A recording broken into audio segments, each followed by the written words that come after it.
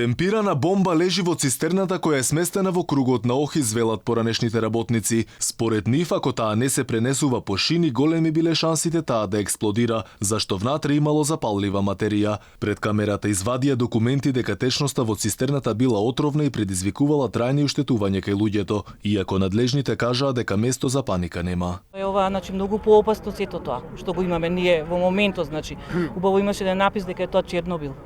Чернобил е. Нема да бидат тогаш потребни ни докторите, нема да бидат ни просветните, нити ние.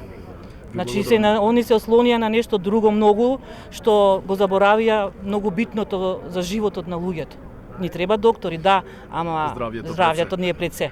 За хаваријата се уште се чекаат официјални извештаи за да се утврди концентрацијата на метилакрилат во воздухот, иако работниците тврдат дека тоа било акрилонитрил, лесно запаллива течност. Моја претпоставка е, меѓутоа тоа не знам дали да се објавува воопшто, дека тука е настанат некој проблем, сакајќи тие да извлечат нешто од таму и дека фактички не е метилакрилат, туку е акрилонитрил кој што е многу поопасен, далеку поопасен и токсичен и смртоносен може да биде.